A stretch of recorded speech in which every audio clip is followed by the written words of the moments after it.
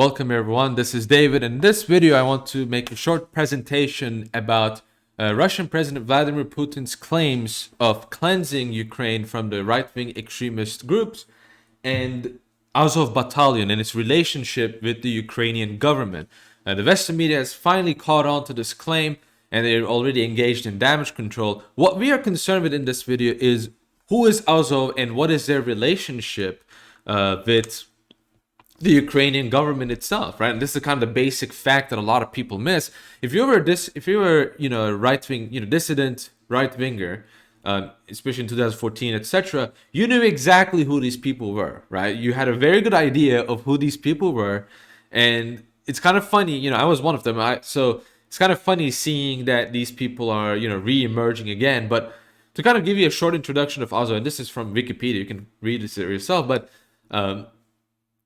Azov Battalion is a right-wing extremist and unit of the National Guard of Ukraine. What does it mean that they're part of the National Guard of Ukraine? That means they're part of the Ukrainian military, and they're also part of the gendarmerie. And the gendarmerie is a law enforcement. It's a military force with law enforcement duties among the civilian population. So not only are they military, they also, some of them also enforce Ukrainian laws within Ukrainian borders.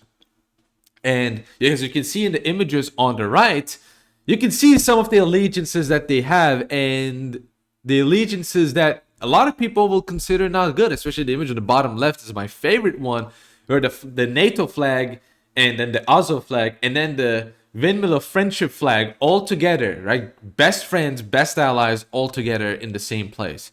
But, Azov is based in Mariupol in the Azov Sea coastal region. It has been fighting Russian separatist forces in the Donbass war, and it was formed in May 2014. But in November 2014, they were incorporated into the National Guard of Ukraine, and since then, all members are official soldiers serving in the National Guard. This is not even debated, right? And before this was the case, really recent until the recent years, they were also funded by Igor Kolomoisky, who is part of the ethnic group. Let's say that he's part of the ethnic group that Azov's ideology is fundamentally against. And this kind of raises a question mark. How is that the case, right? How is that the case that these people, the same is for Russia, right? So there's a Russian paramilitary group called Wagner, whose leader is, he has funny symbology tatted on his body. I'll just say that. He also is backed by a oligarch that again, his ideology is fundamentally against, this one is Yevgeny Prigozhin. And so this goes to show that, these billionaires, they don't care about the ideological beliefs of these people. They're just pawns. These extremists are just pawns used by these billionaire groups. But what I want to talk about right now is the defense that some people make. Well, okay, so all you're just saying is Ukraine has extremists, which is really not the case, but you're just saying Ukraine has extremists. Well, all countries have extremists.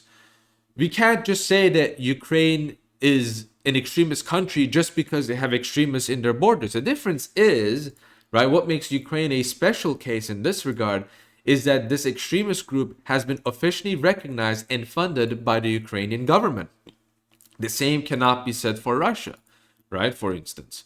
But the same can actually be said for the US. And before I talk about this, I want to talk about American funding and training of Azov between 2016 and 2018. So in 2016, the ban on the funding of Azov was lifted by Congress approval, right? Congress approved the lifting of the ban. And so for 2 years, the US military, the US government, more correctly, has provided training and weaponry for Azov Battalion. Again, in 2018, this ban was restated by Congress, though, you can argue, again, behind the scenes, right, there was maybe still some funding, etc. This article seems to suggest that, seems to argue that.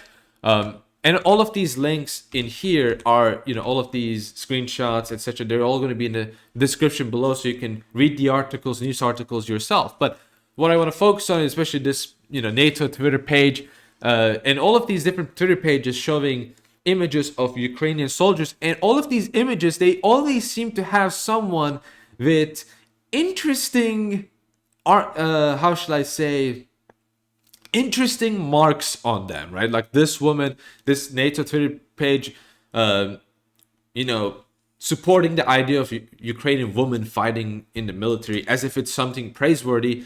They happen to have funny symbology. If you look into this symbology, that's all I'm gonna say. If you actually look into this symbol and what it means, you're gonna see exactly the point that I'm trying to make. Okay, this is it's not an innocent symbol. Okay, it is a right-wing extremist symbol. And Azov, right, one of the leaders of the National Corps of Azov, who's part of the political wing of Azov, says, "Are you scared of Azov? All of Ukraine is now Azov." So, these people do have ambitions. They're not willing to just be some small part of Ukraine.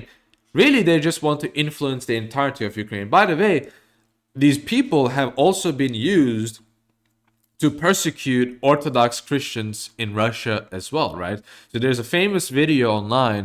I think it's titled Orthodox Faithful Confront Ukrainian Nationalists, where these Ukrainian nationalists are trying to agitate the Orthodox Christians, and the Orthodox Christians are challenging them to say a simple Our Father prayer, and these people can't even say a simple Our Father prayer, but they pretend to be Orthodox Christians. Really, they are just pseudo-nationalists. They're not, I call them pseudo-nationalists. They're pseudo-nationalist agitators, right? They're just trying to sow division in Ukraine between the Orthodox faithful and Ukrainians. But again, that the funding is done by Israeli billionaires, etc. I mean, the rights groups themselves have claimed this being the case.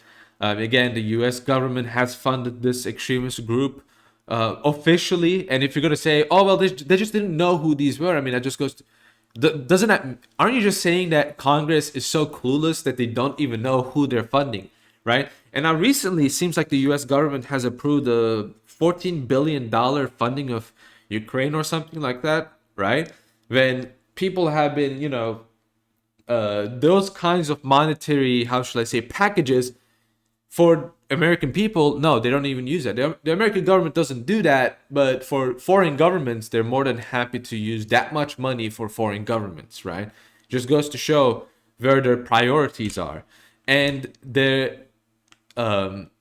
and before I move on to their puppets and why you shouldn't listen to them, I want to talk about famous Ukrainian journalists, right? If I say famous because of this war, famous Ukrainian journalists also are friends with Azov, right? So, for example, Ilya Ponomarenko, who we used in the previous video to disprove the Snake Island lies, he makes fun of the idea that there are far-right extremist groups in Ukraine that are supposed to be, taking power, etc., and having all of this influence. Well, Ilya, my little boy, you should not have posted these tweets if you didn't want them to be used against you. As you can see, he is very friendly with Azov, who is, again, far-right extremist group. And he even calls some people like Igor Prozapas, who's a former chief artillery officer with Azov, has passed away, and he calls him a good friend. On April 2019, he posted a tweet where he says that he's brothers in arms, right? And this is, he's talking about August 2017 when Azov guys consecrated him as a artillery guy, right? He said, he used the term brothers in arms. So he considers himself brothers in arms with Azov. He says chilling out with Azov guys in Donbass. And he even talks about some people. Yeah, so he, again, Igor Prozapas was a Kiev Post contributor too. So it's something to think about, right? And for the final thing I want to say, now that you have seen this video, it shall seem even crazier to see these absolute degenerate idiots like Anders Aslund, right? I know you're supposed to say Oslund, but this guy, this total idiot, right? He's constantly making the Putler arguments, right? And a short word on this stupid mode of argumentation is that, first of all, he says that that Putin is far worse than the funny mustache man.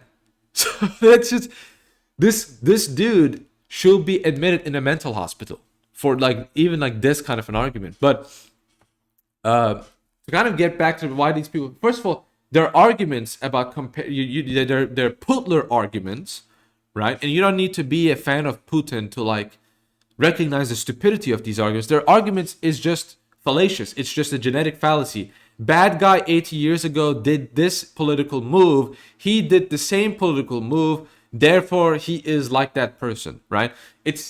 And you know, if you don't believe this is a fallacy, okay, let me show you. Let me show you an illustration.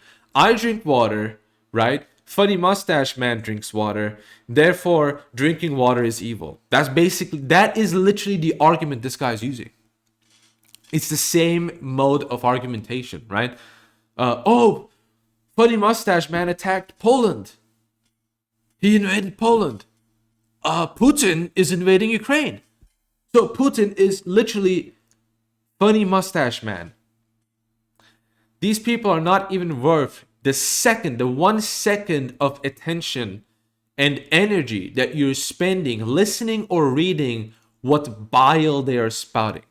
They're not even worth a second or any smallest unit of attention.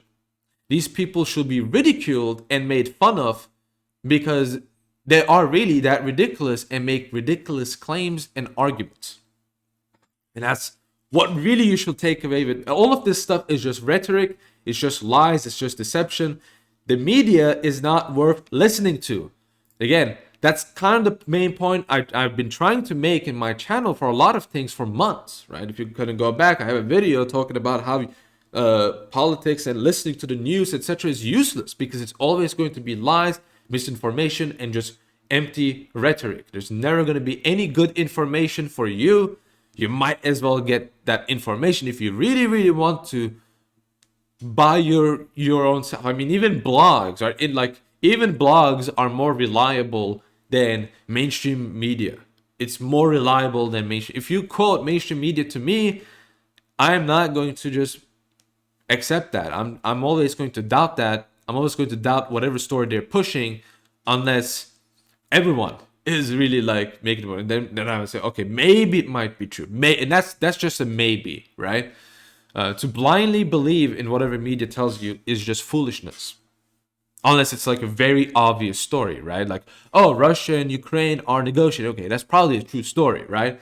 But you could get that story from the government, right? So this media is useless in that regard still. And that's kind of what I wanted to end this video with. And speaking of financing, which we talked about in this video, I would like to thank everyone who's been financing my channel, right? My Patreon financiers. I would like to thank you all. Eddie, Samuel, Far, Justin, Node, Maximus, Mitch, Jonathan, Steven, Vlad, Kerry, Ignatius, Mike, Jack, Nectarius, Flooded Basement, Dave, Colton, Seraphim, and Norbert. Thank you all for donating to me and financially supporting my channel. If you want to be one of those people, you can go in the description below and donate to me via Patreon. If you are a crypto guy, you can send me Bitcoin. I have my Bitcoin address in the description below that you can send to as well. And again, thank you all for watching this video. Hopefully this taught you something about this issue. If this video was beneficial, be sure to like, share, and subscribe if you haven't. And if you want to see more content like this, give your thoughts on this issue as well. And what do you think? Did you learn something new about this? Is there information in this video that you're not going to find in mainstream news media? And just anything like that. And that's all I have to say for this video. Thank you for watching. May God be with you all, and I will see you all in the next video. Goodbye.